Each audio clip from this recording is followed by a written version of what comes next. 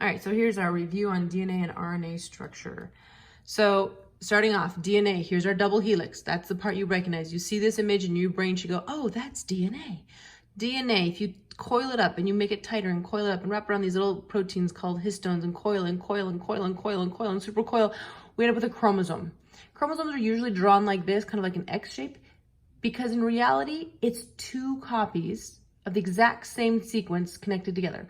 So from here is one end of that really long strand. All the way, here's the other end of that really long strand, just super coiled up. Here's its identical copy. Okay, so chromosome is made up of DNA. Now, this is understanding DNA one way.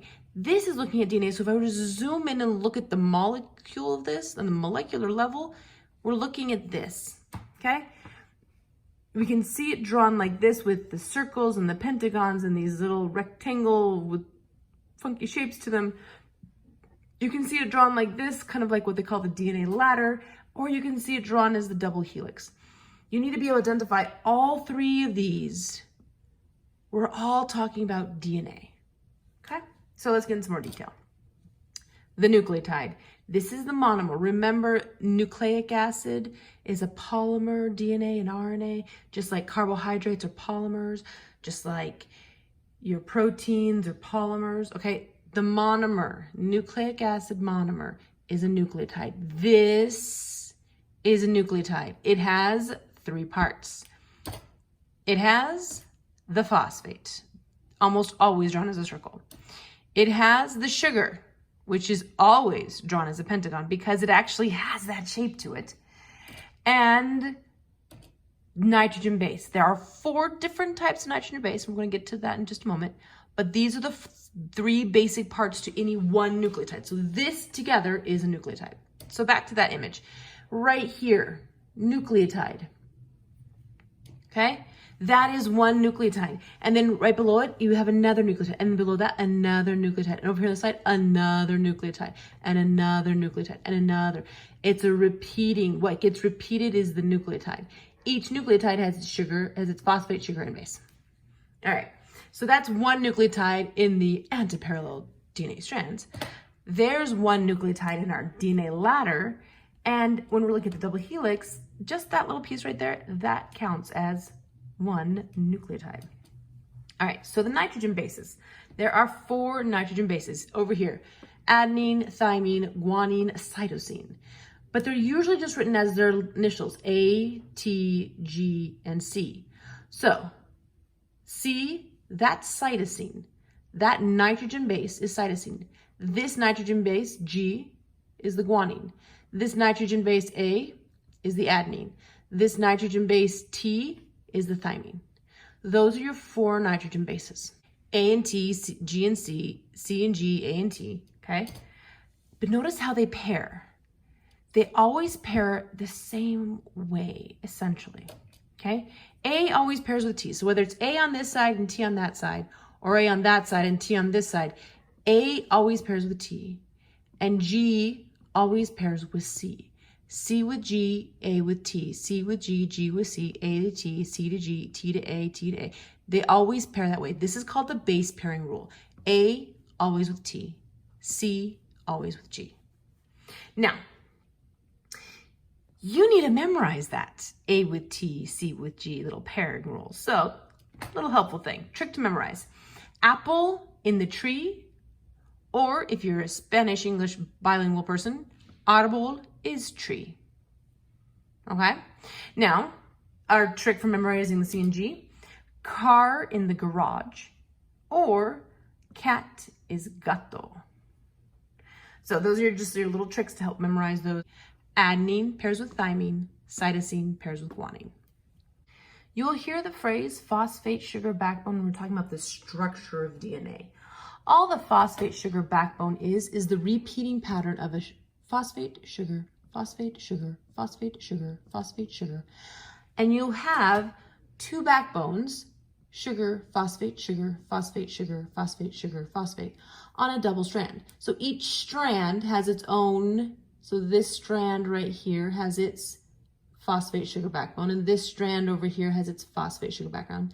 These are attached the C to G, the A to T, the nitrogen bases are attached by hydrogen bonds. That's a hydrogen bond, hydrogen bonds right there, okay? Over here, the similar diagram that represents this sugar phosphate repeating pattern. It's just drawn as a single line. And over here in the third version, and the double helix structure, that's just the ribbon shaped thing. That's the phosphate sugar repeating pattern there. All right, base pair.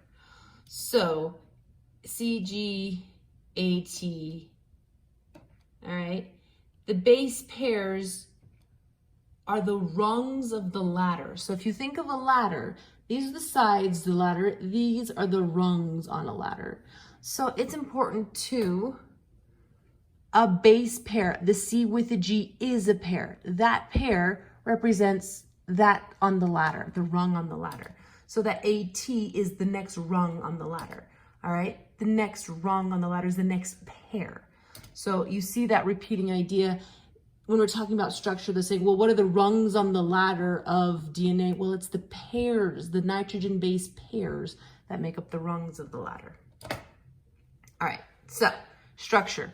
DNA has a double helix. Comparing this to RNA. RNA is a single strand, DNA double helix, okay? So, all right, let's do a full comparison of DNA and RNA structure. So starting off with function, actually. They're both genetic information. DNA is a permanent copy, RNA is a temporary copy. DNA contains the entire genetic code, all of the genes, all of the information is in the DNA. But a piece of RNA is just one gene. It's just the code, the information for one gene. Location, DNA stays in the nucleus, of course, eukaryotic cells. RNA, made in the nucleus, goes out to the cytoplasm. It does its function, this function in the cytoplasm, okay? DNA, nitrogen bases, compared to RNA, nitrogen bases, they both have guanine, they both have cytosine, they both have adenine. The difference, thymine in DNA, uracil in RNA. So let's look at those. Base pairing rule. DNA, there's your 4 bases. RNA, there's your 4 bases. Guanine pairs with cytosine, our GC, gato cat. Adenine pairs with thymine, our apple tree. So the base pairing rule for RNA, we still have the guanine and cytosine pairing together. We still have our gato cat.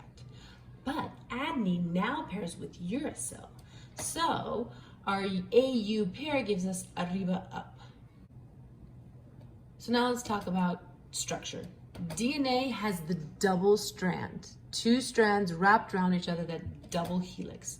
But RNA is a single strand, okay? It's only one piece, doesn't have its partner strand with it. Okay, so we have the helix. But with RNA, how that folds or depends upon which type of RNA it is, whether it's tRNA, rRNA, or mRNA.